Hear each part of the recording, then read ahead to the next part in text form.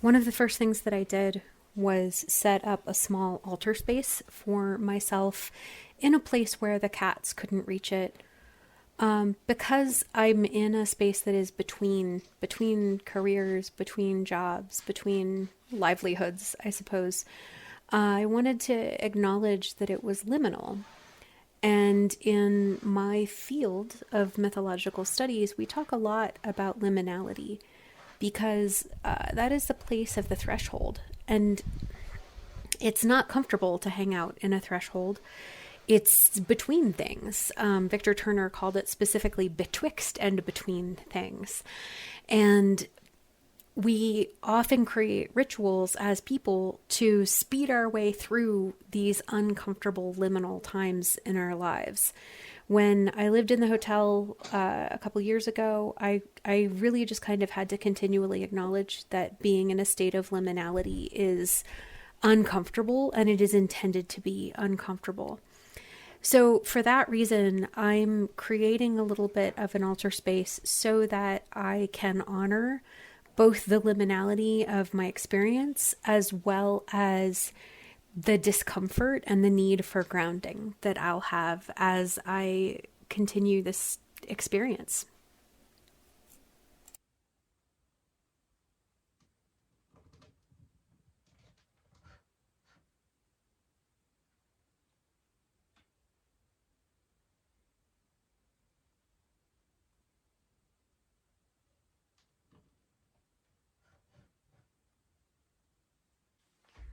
I drew these tarot cards years ago, and I want to pull them in to the little altar. And I went through and pulled out the first two cards. So I did a ritual on the fall solstice of the Ten of Wands. Um, I literally went around and cut down dead mullein stalks and carried them, naming what I was going to be putting down forever. The things that I'd been carrying and reaping, and then carrying for too long. So that was the first ritual that I did, and that would have been uh, about, I guess, 3 or 4 weeks ago, about a month ago. So the Ten of Wands goes first, and I'm going to put it just off to the side because that's part of the journey, and it's going to go from left to right as I kind of proceed. The other one that I pulled out is the Fool. And I pulled out the Fool because I'm taking a leap of faith, or I took a leap of faith. Um, so it was the thing that I did right after the Ten of Wands was take a leap of faith to start something new. So this is also going to go kind of in the past because it as of like 2 days ago it is in the past. Um, and then we're going to pull a card to see where I am right now.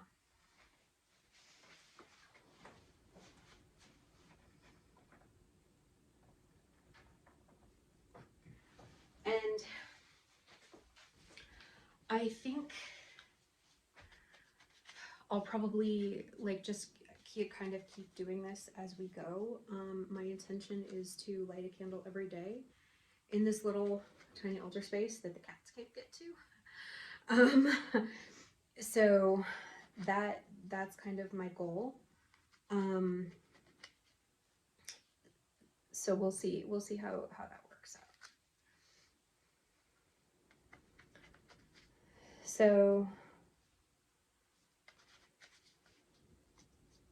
this is going to be a card to help me both shape my next couple of days as well as kind of wrap my head around metaphorically what I should be thinking about. An image to meditate on, really, more or less, is what I'm looking for. So I've got to do something a different way. I'm not really trapped. I just think I'm trapped. And I need to find a different way out. So we're going to do some innovation and some grounding and some breathing. And take the blindfold off of ourselves.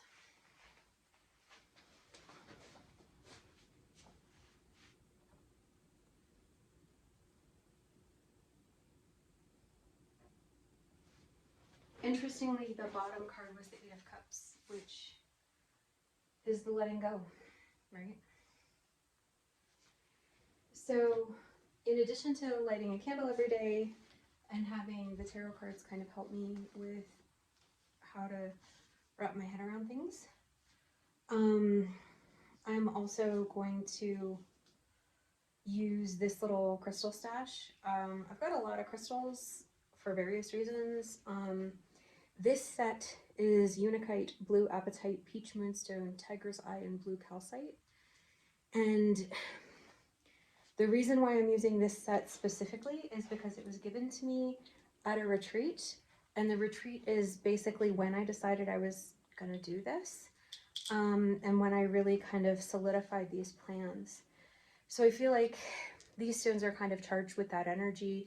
Also the support of the people at the retreat and the support of the connections that I had with spirit at the retreat. I think all of those things kind of come forward into this moment. So these are why that's the stones I'm choosing.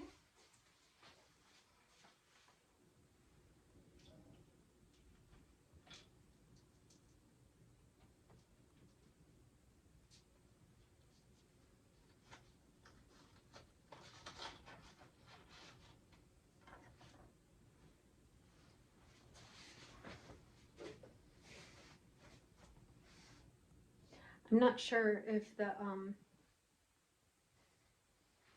if I videoed the smoke detector going off when I lit my little concentration smudge bundle, but I made these with plants from my yard. This one is specifically for consecration of a new space. This is juniper, sagebrush, and cedar. But it did set off the smoke detector. I will leave in my hilarious jumping if it worked.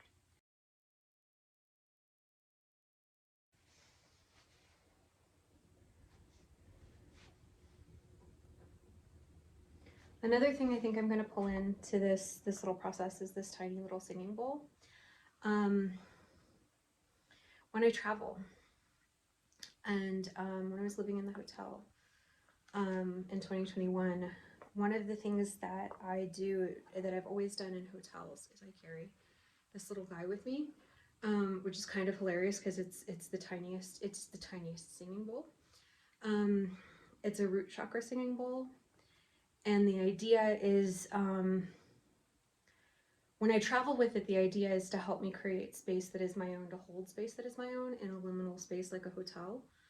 Because I'm in a liminal space in this time of my life, I also think that it's a good idea for me to have a piece of previous rituals, right? Something that came from other rituals prior.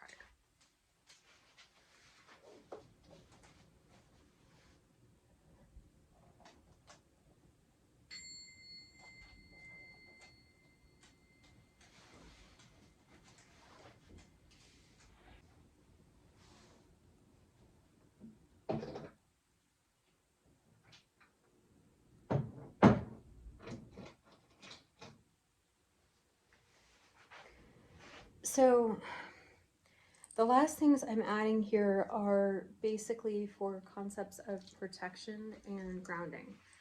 My biggest danger is that I'll get ungrounded. My biggest danger is that I'll Eight of Swords.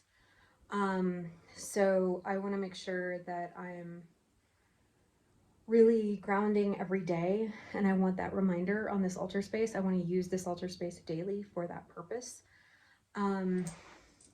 So I got some obsidian arrows that I think will help me because I'm this liminal space is being created because I'm picking a direction. I'm finding a direction. So it makes sense to have some arrows.